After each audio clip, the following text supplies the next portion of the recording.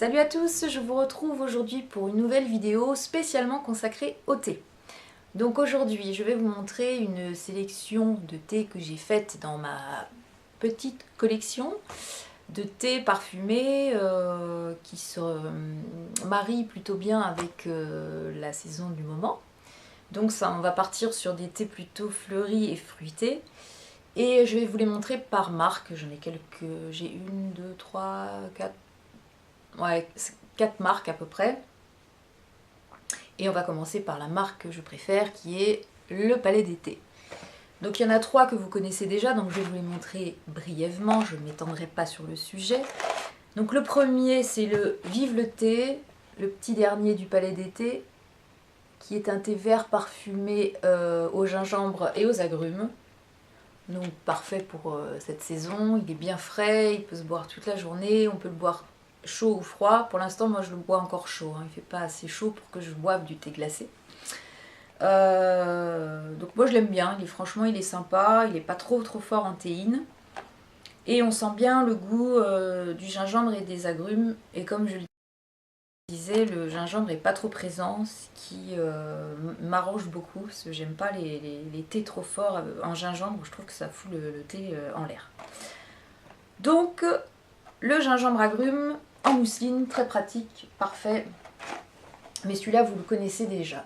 Un autre que vous connaissez également, je vous avais montré ça dans mes favoris je crois, ou un truc comme ça. C'est un thé en vrac qui s'appelle Ikebana.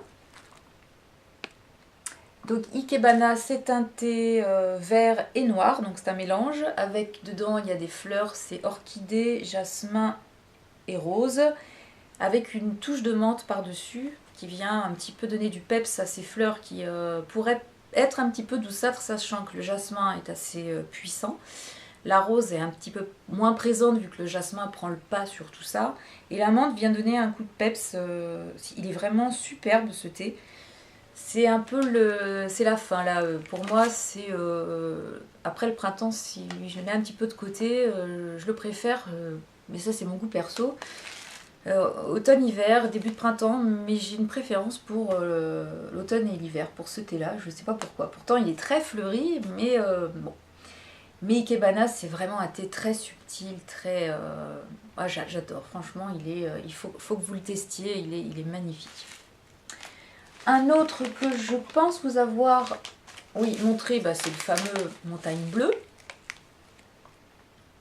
Attendez, voilà. Donc Montagne Bleue, c'est un thé noir aromatisé au miel, à la lavande, au bleuet, à la fraise et à la rhubarbe. Donc avec cette note, quand on le sent comme ça, qui est très fraise et rhubarbe, c'est vrai que là, même à travers le sachet, je le sens. On sent vraiment la fraise et la rhubarbe qui prennent le dessus. Et quand on le fait infuser, on a la lavande et le miel qui viennent adoucir tout ça. Ce thé, il est magnifique. Et pour moi, il est multisaison. On peut le boire un petit peu n'importe quand. C'est un de mes préférés, je pense, du Palais d'été, celui-ci. Ensuite, j'en ai un autre qui est pas mal du tout, qui s'appelle le thé du hammam.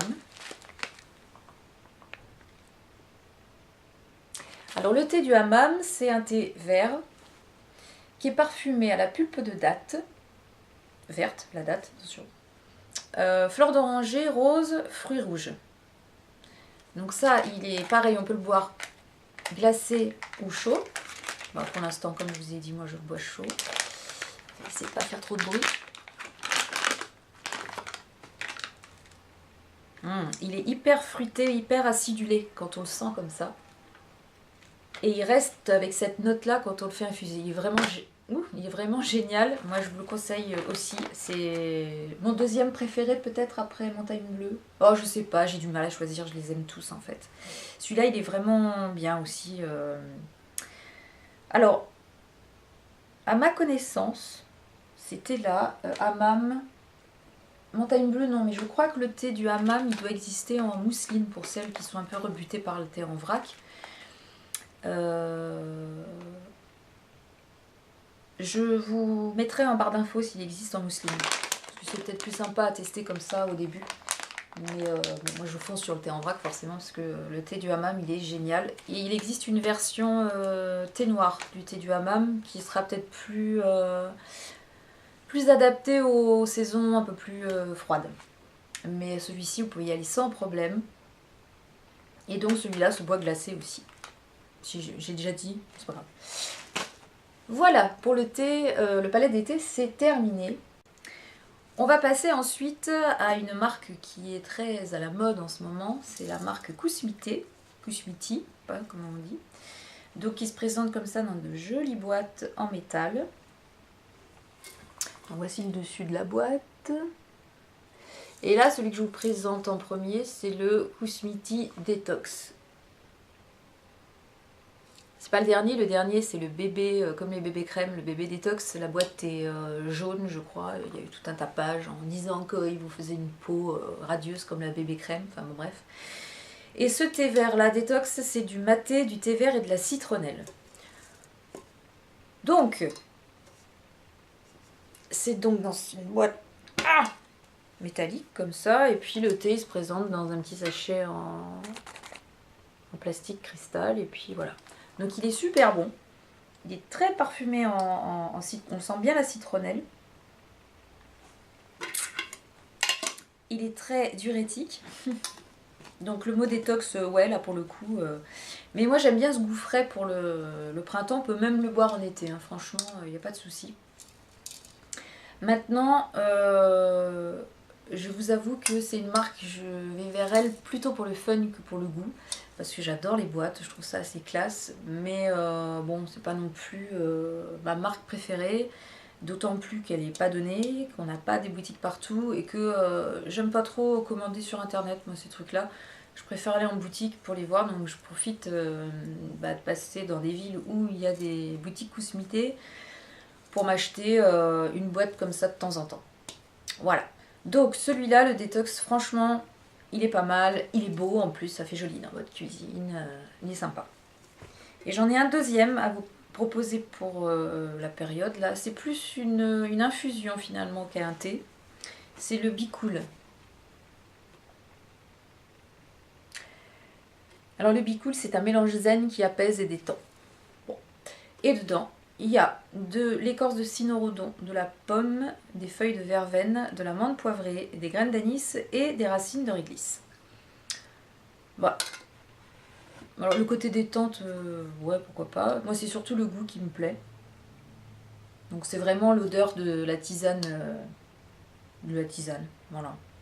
Maintenant, pour le prix, je trouve que ça fait un peu cher la tisane, quoi. Mais la boîte est tellement jolie là aussi que je dis pourquoi pas, quoi. Vous la voyez bleue, mais elle est toute violette en fait. Hein.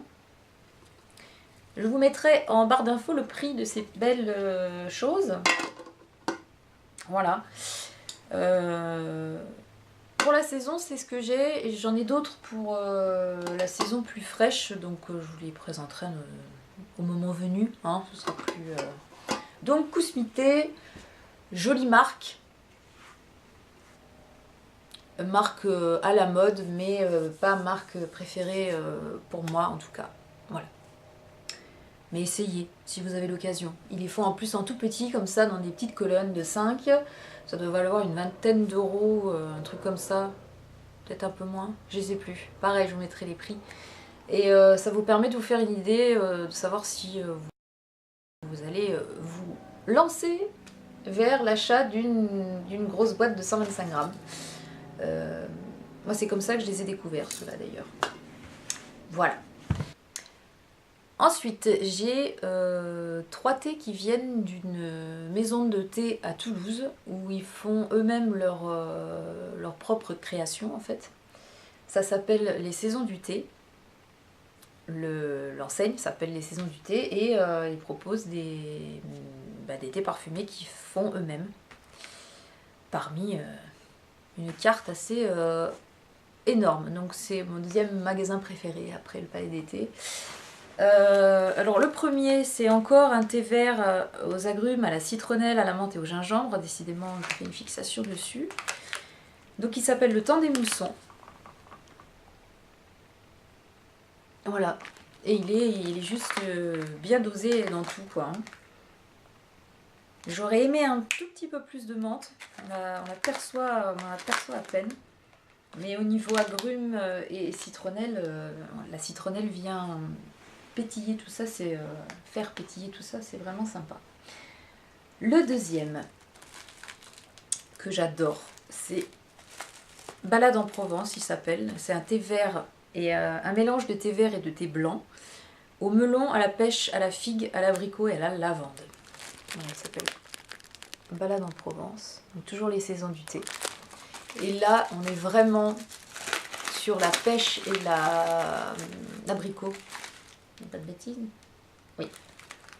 La pêche et l'abricot qui prennent le dessus au niveau du nez. C'est hallucinant.